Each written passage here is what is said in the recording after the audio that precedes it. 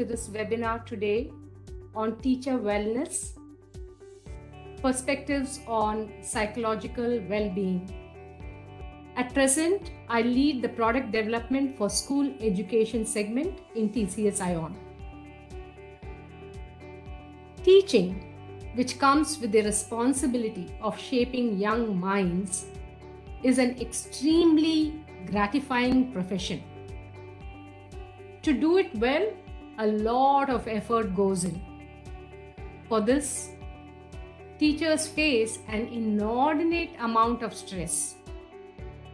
It is especially important to recognize and validate their stress, bring it out and discuss it openly.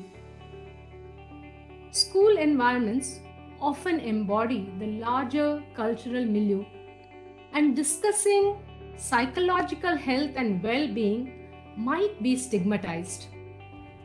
Recognizing and addressing this stigma through a coherent set of policies at a systemic level can help schools create an environment where psychological health can be discussed openly. The stress levels of educators are often high, not just in India but across the globe. An important question arises here. What are the triggers for the stress? To know and discuss more about this topic, in this session, we have invited two distinguished experts to share their perspectives on psychological well-being and strategies that can enhance teachers' wellness. It's my pleasure and honor to welcome and introduce our guest speakers, Ms. Aditi Mishra and Dr. Jitendra Nagpal. Ms. Aditi Mishra is a career educator. She started as a primary teacher and progressed to being a middle school teacher, head of department, headmistress and principal. She's been a part of the DPS family, Delhi Public Schools, for more than 3 decades and has served in various capacities in Delhi Public Schools in RK Puram, Basant Kunj, Dubai and Gurgaon. She has written and ideated several books for children. Ms. Mishra has visited schools in the USA, United Kingdom, France, Germany, and Poland and tried to imbibe best practices from those countries in DPS schools. She is the recipient of the Central Board of Secondary Education Award for Best Teacher in 2016. I welcome Dr. Jitendra Nagpal. Dr. Nagpal is a senior consultant psychiatrist in Moolchand MedCity. He is an advisor to the Institute of Child Development and Adolescent Health at Moolchand MedCity. Dr. Nagpal is a renowned psychiatrist with a special focus on child, adolescent, and issues related to women's health. He is associated with some of the leading psychiatry hospitals in the country for more than 20 years. He is also the director of Expressions India, an NGO that coordinates training and consultation of school-based psychological health programs throughout the country, supported by the World Health Organization. A regular columnist and consultant on leading national media, both print and electronic. You would have seen him in CNN, IBN, NDTV, Times of India Group, India Today, the list goes on, for psychological health issues. He has been awarded the Delhi State Child Welfare Award for distinguished services in child development by the Department of Social Welfare, Government of NCT of Delhi. Welcome Aditi ma'am and welcome Dr. Nagpal. Ma'am, first, please could you help us understand the factors that affect the psychological health of educators? Thank you for the question, Sheila. Can you see me now? Yes, I can, ma'am. Okay. So this is a very complex question, and I think in the light of the past 24 months, a lot has changed.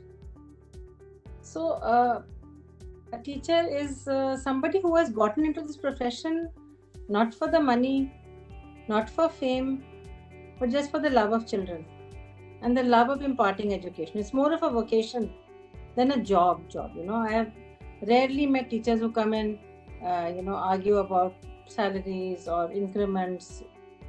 1 in 100 would probably come and do that. So they come in with a lot of passion. Somehow, somewhere down the past 1 or 2 decades, things have changed in the school spaces, in homes. So one of my favorite questions when I have a large group of parents is that, how many of you were scolded while you were in school? And 100% hands go up. And then I ask that how many of you went and reported this at home? Ki aaj daant padi. No hand goes up. I can see you also shaking your head, and I'm sure Dr. Nagpal will also say, घर जाके तो बिल्कुल नहीं बताना था. क्यों? Then I always ask why. Oh, because then my mom and dad will give us nicely, not just a scolding, but maybe some corporal punishment or some punishment for getting scolded. Now a time has come where a child can proudly go home and declare, I got a scolding, or my teacher stared at me, or she didn't speak to me the way she spoke to others. And I think that is the prime cause of concern for a teacher, because she's now no longer teaching, she's almost performing for the class. So if the performance has not gone down well with 1 or 2 or 10 children, she's nervous, especially in a situation where perhaps they have not been empowered the way they are empowered in many good schools. When I speak to my fellow educators, other principals who are friends, I think parents' expectations of teachers has also gone up a lot. That not only will you teach, also do give them some life skills, also give them value education. These were things we sort of presumed are happening at home. But now the onus is on the teacher to do whatever possible she can. Am I likely to, in my word or action or body language or unspoken communication, is there something I'm doing which could upset a child unknowingly completely, and could I get into trouble for that? There are 3 points that are coming from your response right now. One is that she is expected to perform. There is a lot of expectations from the parents, and added to that, if she's not empowered to handle these situations, then it puts an enormous amount of stress on the teacher. On her. Yeah. And Sheila, in some ways it's increased in the past 2 years, because the classroom has entered the home. It's inside the drawing room or inside the bedroom, wherever the laptop may be. So now, not just the child, but the parent is also in the audience. That's a very valid point, because the environment has completely changed in the last 1.5 years, or you could say even 2 years. 23 months to 24 months actually. Exactly. 16th of March we went offline, online completely. Right. Thank you, ma'am. Dr. Nagpal, I have a question for you. What are some points that surprise you when you begin talking to educators about their psychological health and well-being? Could you give us an idea of some of the fundamental issues and challenges that they share? Thank you, Sheila ma'am. Thank you so much. What a wonderful platform with Aditi ma'am also here. It makes me feel introspective about the decades that have gone by, and with the reopening of the schools, I feel it is also the reopening of the minds, and reopening of the mind not about the child and the adolescent in our school, but also the way we look at our teachers, our pedagogy, our educational warriors. 24 months is not just about 2 years. I think it's more than a decade of thought that gives us an invocation about understanding our teachers better, empathizing with our teachers better. What I understand, if I'm correct, we have about 90 lakh teachers in the country and about 16 lakh schools. Where in the world, with so much of diversity, language, you walk 50 kilometers in India, you have entire change of everything. Language, perception, culture, classical dances change. I mean, I'm in awe of how beautiful India is. And that's where the smile of a teacher, the happy teacher, the contented teacher, the guru, is our mesmerizing factor in holistic development. Are we doing justice to our teachers when we fail to recognize the stress on them, the distress on them? What I also believe that from education as a social welfare model in 50s, 60s and 70s to the child development and now the child rights model, as Aditi ma'am was saying, adhikar ka education hai. It's my right to education. It's my right to health.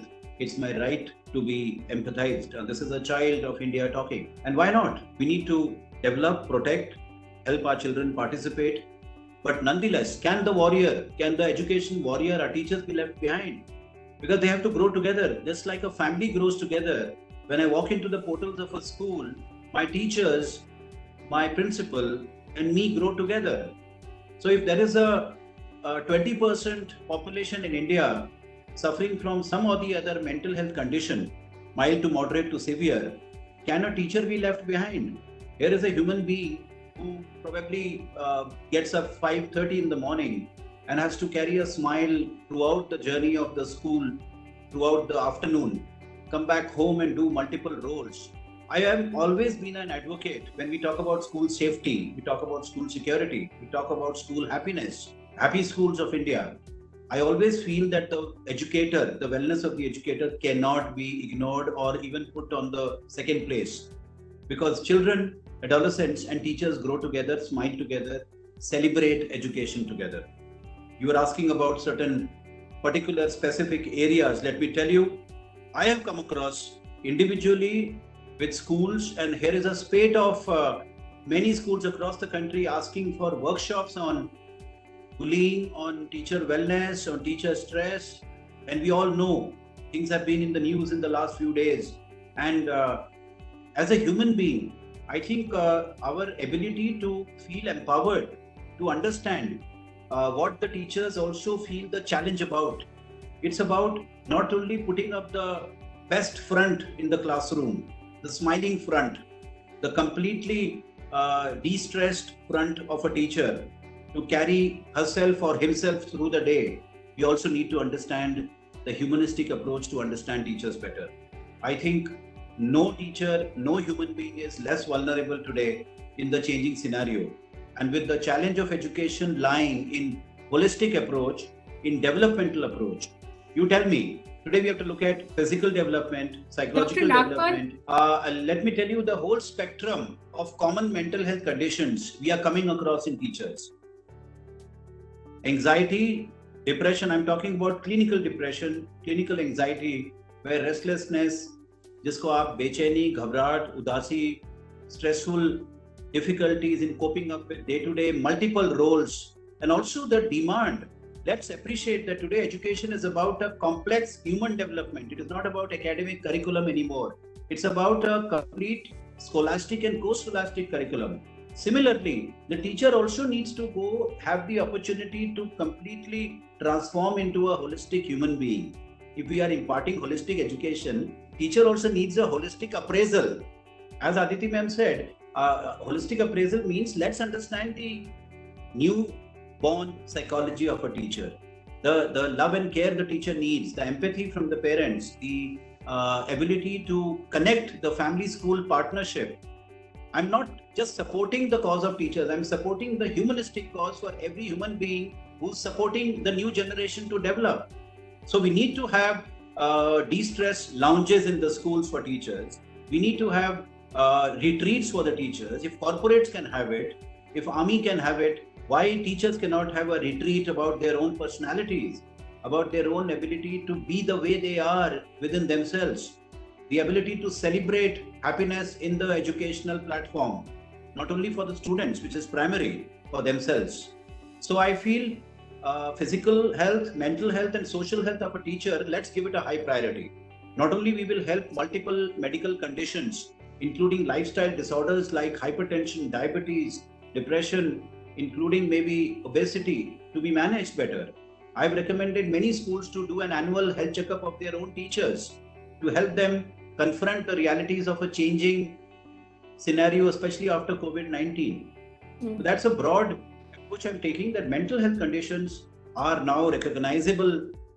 We need to help the teachers also do that, do the necessary steps for it, and also have enough approach to the principal, to the counselors themselves, not only the school counselor, even seek help from anywhere. Yeah. So I strongly recommend a hierarchical approach to understanding the new age teacher's mindset for a better classroom and a happy classroom for our students also. Thank you, Dr. Nagpal. That was very beautiful. I particularly like one phrase that you used: celebrate education together. That's like, there's so much empathy in that phrase. There is, there's so much wholesome in that phrase when you say that, as much as we care for the security and the well-being of our students, I think it's very, very important that we pay a lot of attention to the teachers' well-being. Some of the problems that you mentioned today, they are human beings, and therefore they're very likely to face issues of anxiety or clinical depression. And it's not just academic, but it is, like you said, it is both scholastic and post-scholastic areas that we are dealing with, and so a teacher must also be looked in that with that same lens. That was like a very beautiful bringing together of so many things in your expression. Thank you so much for that. Ma'am, I have a question for you. As a school leader, right? You have a lot of influence over how issues around teacher psychological health and well-being are talked about in a school community. What can school leaders do to ensure psychological health and well-being activities for teachers are ongoing and holistic? I'm just borrowing this word holistic from Dr. Nagpal's response. So as a school leader, what is it that you can do, to make this initiative ongoing and holistic? So I've been a school leader for about 2 decades now. And I'm happy to say that not many teachers have left the school because they are unhappy. They may have left for promotions, they may have left for transfers, but I don't think anybody has left because they are unhappy with the way they are being treated. So the couple of things that we do is, like I said, the teacher must feel empowered. And one of the strongest ways to empower a teacher is to do constant in-service training. So she does not at any time feel that I cannot handle a class, or that I'm about to become irrelevant because I'm not in touch with the latest in technology or in pedagogy. So constant in-service training supported by school are organized for teachers across. And it is not only for senior teachers as is there for some schools, even for primary teachers. There are issues, there are changes coming up in the way children should be taught. And if all the teachers are made part of that changing landscape, so to say, they feel more empowered. That is one. The second thing is we have a very open sort of a policy. If there's a genuine reason, there is no reason why they cannot come and talk to the various hierarchical, like Dr. Nagpal spoke about the hierarchy within teachers. There should be some trickle-down effect. So if I have said I'm going to be caring with everybody, whether it's a parent or a child, the teacher is also part of that ecosystem. So if she has a problem, he or she can just come and talk about it, and then they are, I think, 100% sure that they're going to get some redressal. So if it's a financial problem, help will be given. If it's a physical problem, we'll try and find a solution. If it's a medical problem, we have put teachers on medical leave with full salary for months and months. We've not said, in the middle of that, we've not said, we're going to start cutting your salary or you're going to get only half a salary. I have a very supportive management, very humane, so to say. So anybody who is unwell, the biggest fear in some schools is that if I fall sick, my salary also goes. So along with my physical health, I'm also going to lose some of my financial health. No, we don't do those things. Allowing them to express if they are unhappy, if they're anxious, if they want to change. I think that's very important, because if you don't give expression to teachers, all of that gets pent up and can result in all the lifestyle diseases that Dr. Nagpal spoke of. Hypertension, diabetes, obesity, all of that can happen. And lastly, like he said, we do push them to do health checkups. I don't want to push a particular hospital or a particular doctor because people might think that I have some vested interest there. But they are expected in the summer vacation or in the winter vacation to go through a health checkup. And it's been a little heartening to see that if anybody has developed a disease, it's nipped in the bud because it has stopped at stage 1. Nobody gets a disease and then it progresses and it's caught when it's much too late. So these are some of the things which we do to ensure that teachers stay happy, fulfilled, and they know that there is a hearing. If you know that somebody is there to hear me out, I think that's one step towards ensuring that major mental health issues don't come. The more you bottle up, it's unlike a physical disease which will also sadly progress, but a mental health disease will progress much faster if it is not given expression.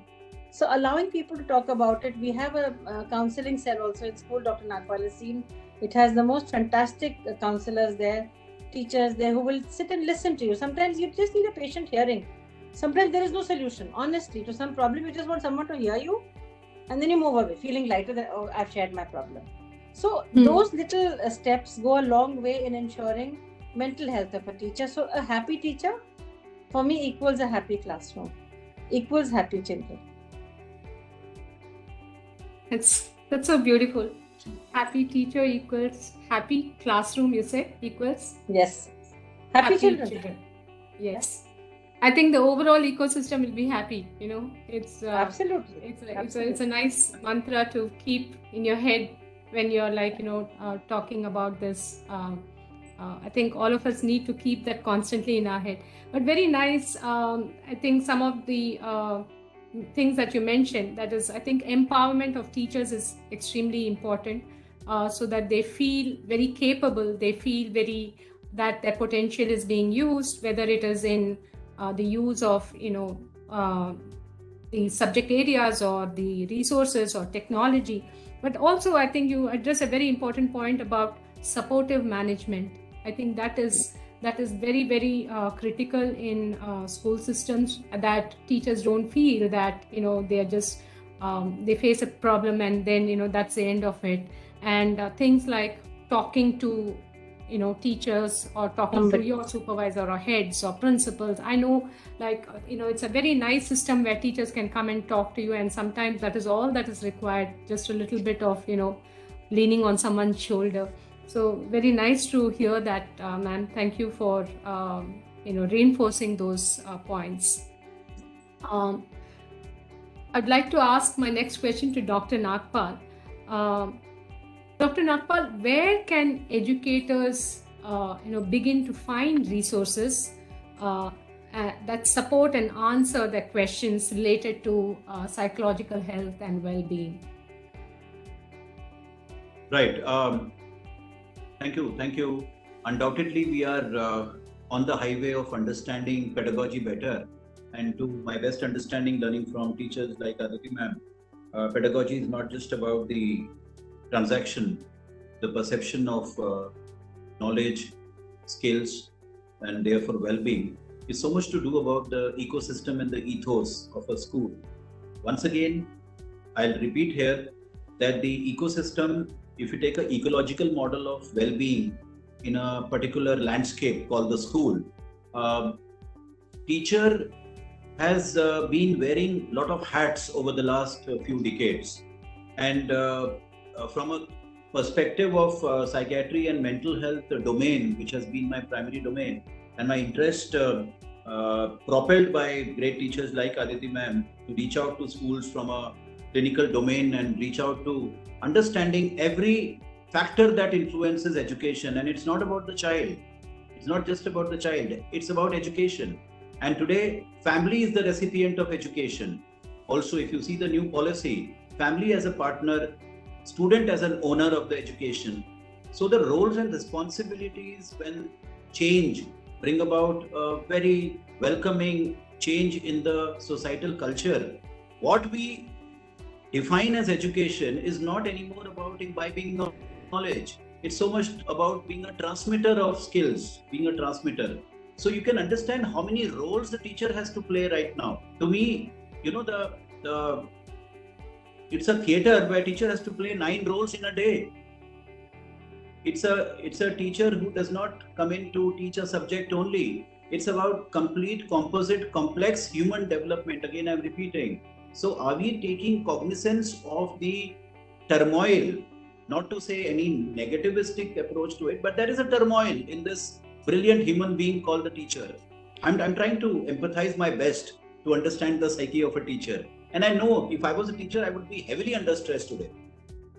Because I know, and it is about the child rights model of education. It's about the quality education and the assessment of a teacher's role, teacher's way to communicate, teacher's ability to transact education. The teachers are under assessment today. And why not? We are an egalitarian society. We wanted every human being to undergo some assessment. It is not only the report card or a progress card for a student. Today, a progress card for the teacher. So, but the fact that we need to prepare our teachers for the multiple hats now, give them the opportunity also to be cared for, to share their innermost feelings. I think the whole essential part of understanding today's webinar is while we are appreciating teacher has to play so many roles of a father, mother, a guru, a counselor. Now, teacher as a psychological first aid, teacher as a psychological first contact person. Or what can a one counselor do? It's only rare. Aditi Ma'am School has a fabulous hierarchy of counselors, special educators. That's a very rare. How many schools in India would be able to carry out that exemplar model? But we need that. So the teacher has to come in as the army to prevent and promote mental health. Now that's another onus. So I'm not saying that it is a stressful thing to do, but at least a word of appreciation, great word of accolades and appraisal for the teacher. I repeat, I demand the appreciation for the teacher is still very less. In spite of the multiple roles, multiple domains, multiple characters played on the stage of a school. And as the pavilion in the audience, 3,000 parents watching the role of a teacher, 3,000 parents join in on the PTM. I mean, I've come across situations where I've seen teachers undergoing a lot of stress on a PTM day. I'm sure Aditi Ma'am will have to give us reasons why PTM day can be very stressful for a teacher. But why is it so stressful? So we need to understand, are we putting a lot of pressure on teacher just to ensure that every child gets so much of attention? We know that every child needs to get attention. All should be on par, equality, equanimity. But somewhere down the line, we are putting the teacher in a corner of high accountability, which is not justified only in terms of various roles being done so much equally. Give the teacher a chance to breathe. My call is that. Give a teacher a chance to also care for the innermost emotions. And there are chances that, as you said, resources. I'm sure teachers also need somebody to share and talk to. It could be a senior mentor teacher. It could be a sort of a buddy teacher. It could be my same batch teacher or a senior teacher. It can be a visiting psychologist or a counselor from outside once in a month, where a chamber can be there where teachers just ventilate. It's about emotional ventilation of a teacher. I think teachers never got the opportunity to ventilate their own emotions. While we need to take care of the highest order for our children today, India's children need help, they need protection, they need complete development. But we cannot deny that teachers also need the same. Because a happy family is a happy mother and a father too, not only children. A happy school is a happy teacher too. We need to take care of that. Let's develop protocols. To me, today's webinar is a recommendation for developing new protocols for teacher happiness. Why not? Thank you. Very nice. That's I think what you're saying is that on one hand, multiple roles, and not just these roles have accountability, but there is a huge accountability that a teacher is facing today, and that definitely puts a lot of that definitely puts a lot of stress on her to perform, on her to be at the center of the stage for a large audience, not just the children, but it could be the children, it could be her peers, it could be her management, it could be her the parents of her children and so on and so forth. So where a teacher will start turning to is first, of course, towards counselors, start looking at, how she can share some of the emotions first, or, what is she going through. I think that is a starting point. But can you also explain a little bit more about this concept of protocols that you just mentioned towards the end? I think this is a very important need at the moment, I would think. So would you please explain a little bit more? For example, we have now safety protocols for a school, and the mental health safety of a child. There's a huge discussion about bullying going on across the country. There's a huge challenge about safety, and similarly, I feel that there are pockets, there are areas where teachers have reported bullying, where teachers have reported discontent about appreciation, about prejudices. So I'm again taking a humanistic approach where every human being who walks into the portal of an institution, especially the school, also needs to be a comfortable, happy human being who does not have to only put up a pretense of being happy. Because teachers have to reach out to multitudes of children, say 40 children in my classroom. So I cannot ideally carry a baggage, emotional baggage of such heaviness or difficulty, maybe in my domestic front, for example. We all carry baggages from home every day and take back baggages from our workplace also. But a teacher is an entity who has to directly come across 40 children and create a happy classroom, create an ambience of receiving knowledge and skills. So as a transmitter, my concern is that are we giving some sort of SOP or a protocol that if I need a little bit of help from emotional well-being, I would say, where is the emotional curriculum for helping the teachers? So can I approach my principal directly, or do I feel apprehensive that I might be labeled that, oh, how come you're having this problem? Or can I approach the counselor, but the counselor is meant for students? But I can approach whom? The biggest problem teachers face is whom to talk to. So to me, the first step of the protocol is, where do I share?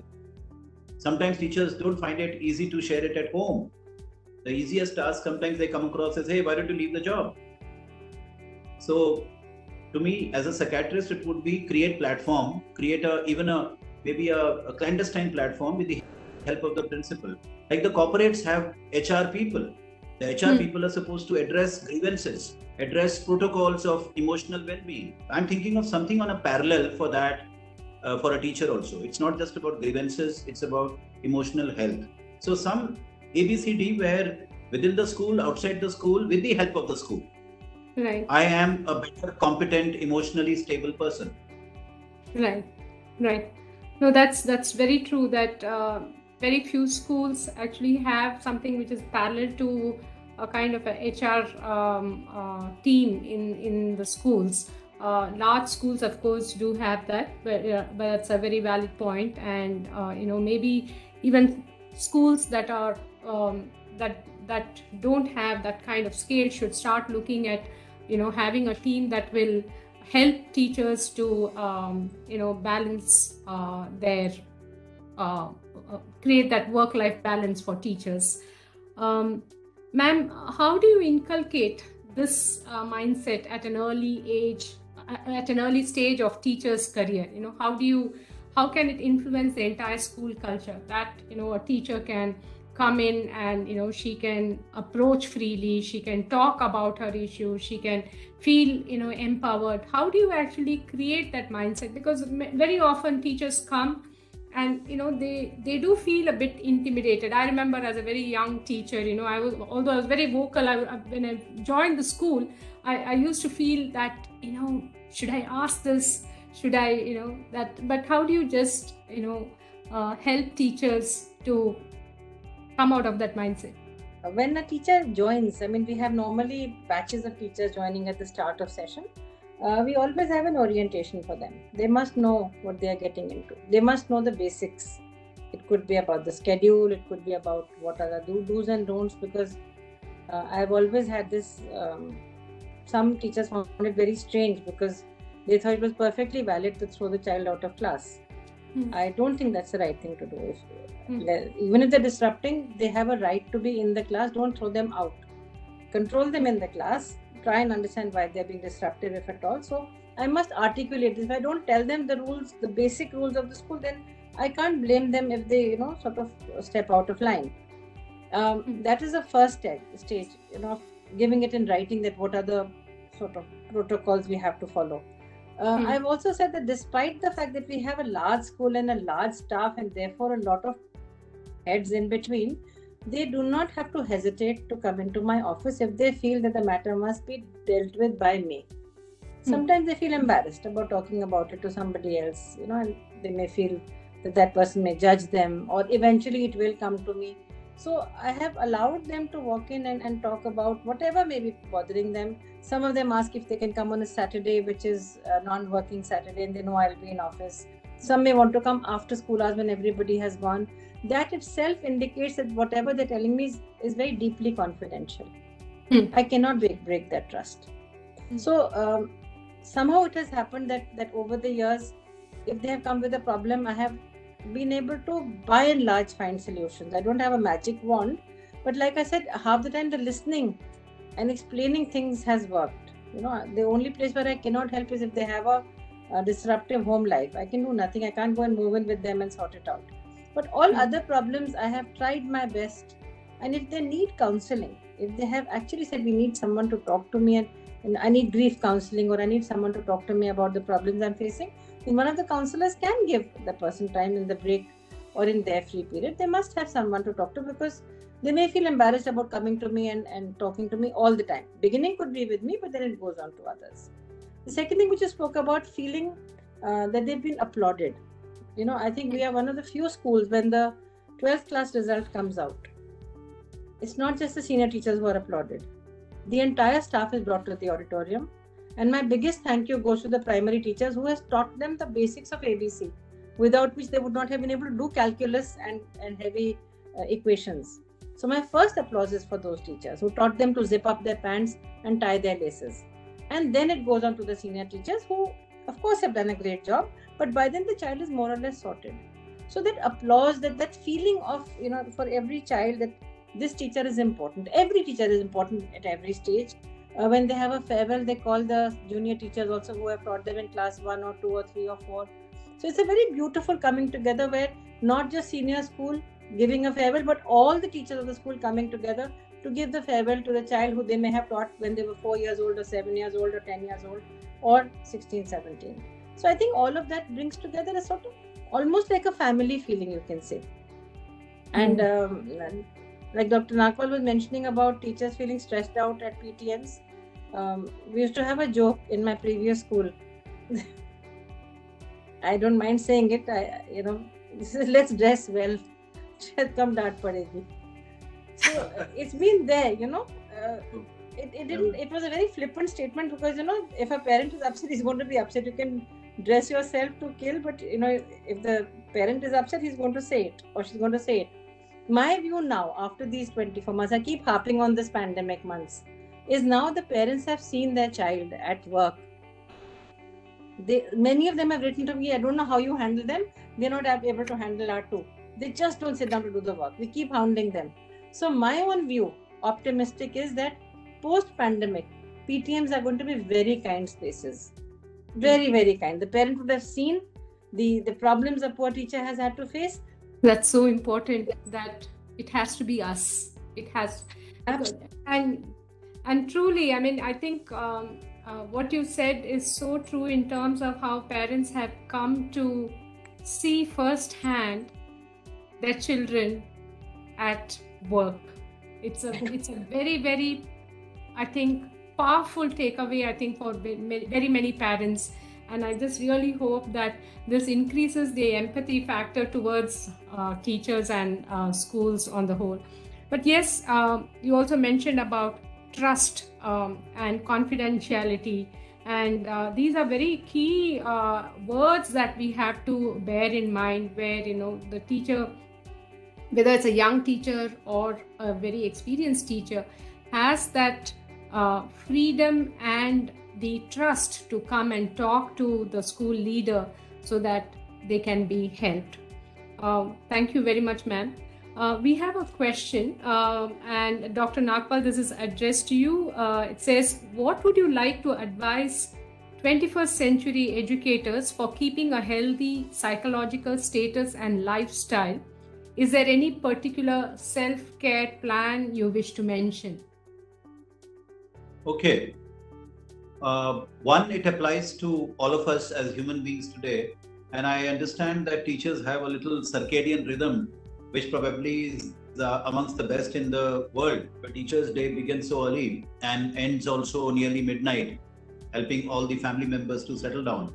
So I think when we look at the complete, again I say, ecosystem of a teacher, let's be very clear: the physical health parameters cannot be compromised. Very, very clearly. And today, non-communicable disorders across the world are a volcano. And India is on the volcanic seat of, I mentioned few of them, and I would go further to repeat it. Today, diabetes, hypertension, obesity, and depression, including cancer for that matter, is the fifth one, are lifestyle, urban India problems largely. Are we prepared to simply take it on and go into health insurances incessantly? Aditi ma'am mentioned about annual reviews and checkups. Well, taking precautions, taking timely precautions every decade of life, every 5 years of life, ensure that some degree of the larger physical parameters are evaluated. Do not wait for blood pressure to become a problem BP or a problem sugar or a problem thyroid, PCODs and innumerable problems. Well, I'm not mentioning addiction for teachers here, but I assume that as human beings, smoking, drugs are no far behind for any human being. So vulnerability rising, let's understand ourselves better. No doubt the schools are creating platforms for better understanding of the health, overall school health factors, in which teacher health is not far behind. I'm very happy to see schools where the school health program was synonymously taught to be for children. A school health program is not just for children. It's for anybody who is walking and caring for children on the campus. It could be a class 4 employee. It could be the security guard. It could be the librarian, the laboratory in charge, and the pedagogy, of course.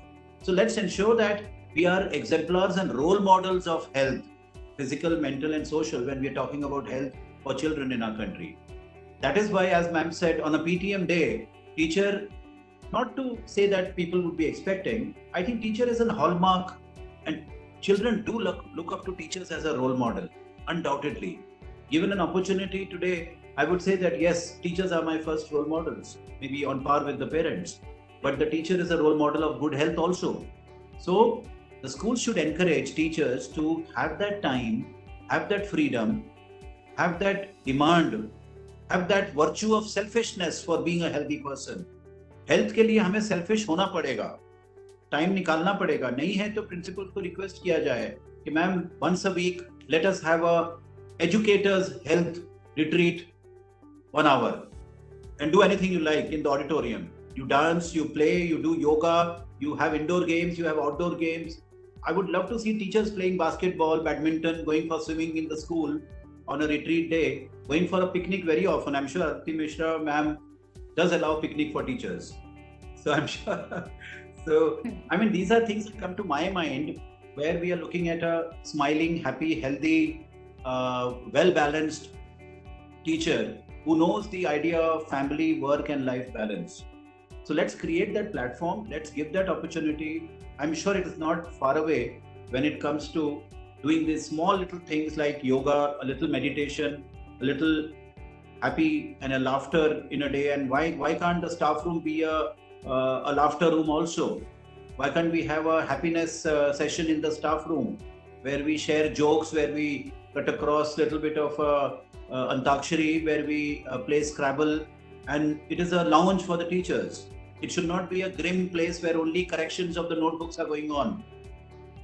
I feel that's the atmosphere we can create for teachers. And while you're back home, do not forget evening is yours. Most of the schools, I think you're back home by 3 p.m. or 4 p.m. The evening is yours. Tell your children, tell husband, tell in-laws that, okay, well, my time, me time, and my corner in the home. I need that solitude. I need that 15 minutes for myself. I need that evening walk for myself. Can we not do that? Let's help. I would recommend a spouses seminar in the school. The teachers, spouses to be brought on a Saturday or a Sunday to help them understand that, hey, listen, whether it is a husband of a teacher or a wife of a teacher, all of them to be brought to the school once in a quarter and tell them, hey, listen, teachers go through this also. So when spouses understand, when parents understand the mind of a teacher, I'm sure they get the full family support for a very empathetic human approach to our teacher's mind. True. Those were some very practical and doable strategies that you just mentioned. Thank you very much, Dr. Nagpal. We have some questions coming from the audience, and Piali Kanabar, I hope I'm pronouncing your name right. She says, isn't it high time we refer to teachers as facilitators and guide, and also equip them with psychological aspect of peers and students through in-house training in order to make a happy classroom? I think Aditi ma'am had addressed this in one of the earlier responses, that as part of the training that all teachers need. So ma'am, at this stage, can I request you to just summarize some of the key takeaway for our audience? So like I said, with changing times, pedagogy has changed, society has changed, gender sensitivities have changed, and every teacher must be made aware of this. So I think very true, the teacher should be called a facilitator. I've often told senior teachers that don't think you are the repository of all knowledge. Children have more knowledge coming in from Google and Wikipedia. You are now a guide. You're not going to tell them what to sift out, what is important and how will you use it. Application of that knowledge is much more important than just gaining knowledge. Knowledge is now available at the click of a button. So let's not pay too much emphasis on that. And whereas new pedagogies are concerned, new ways of teaching is concerned, new ideas are concerned, I think every teacher must be made aware. So like I said, we have in-house trainings with small groups who may then go out and train the larger group of teachers. You can't make all the teachers free. It's not fair to call them on every Saturday. Even in-service training is quite an issue. Like Dr. Nagpal said, there has to be that off time, that free time. So I'm very particular about weekend. Don't trouble anybody. Just let them have the time off. There are many Saturdays and Sundays we are working. We cannot help it. But on the other days, just give them off. But that one odd Saturday, you call people in, maybe a small group, who can then go and retrain their own, group of teachers. I think that's how we go ahead with it, because I think the more you empower a teacher, the more confident she or he is, and therefore the more in control and empowered they feel. I mean, that stress is not that am I doing the right thing? Am I teaching the right thing? Am I saying something which can be not correct? Am I doing something which can be considered wrong? Because a lot of things have changed now. I mean, as an educator, I know that what was a complete no-no some years ago is now completely accepted. Right. Thank you. I think it's very nice. I'm just, as you speak, I'm envisaging a school and a classroom where, teachers are coming for these trainings on those odd days, but they're also going to be having fun. It's going to be a combination of what Dr. Nagpal said about like having a retreat, but also, you use the time to actually get trained. I think that would be a very ideal way of learning and getting trained for teachers. Thank you very much, ma'am. Dr. Nagpal, is there any key takeaway that you would like to share with the audience, please? I think it's a wonderful opportunity in the 21st century schooling to develop partnerships and linkages. That's what I'm learning. And partnerships and linkages, as ma'am said, between the school and the family, because both the platforms are about immense human development, and teacher is the bridge between the two. And let the bridges be stronger. We need to take care of our teachers. We will then be able to take much more better care for our children, because our teachers are the bridge between the family and the school. COVID-19 is a standing evidence for that. More than 250 million children in India have been reached out by online education. Within a span of 3 months, it all began. And that's such a fabulous ability, capacity on part of our teachers. So our teachers are very strong. They need to be having a sustainable development. To me, one of the SDGs has to be teacher happiness. One of the sustainable development goals is teacher happiness, because that takes care of 16 lakh schools in our country. Because that's a mother, that's a father, that's a guru, and that's also an institution where we all look up to throughout life. Don't we go back to salute our teachers in the school even today? I'm sure. So let us celebrate pedagogy and our teachers. To me, each student, I have an appeal to every student that let us understand the innermost feelings of our teachers, because they are not just transmitters of knowledge, as you said rightly, Aditi ma'am. They are facilitators and messengers of our growth and development. If they are messengers, let's take their message also coming from the heart and soul, that I want to be a healthy, smiling human being. Thank you. Thank you, Dr. Nagpal. On that positive note, I would like to thank you both, Ms. Aditi Mishra and Dr. Nagpal.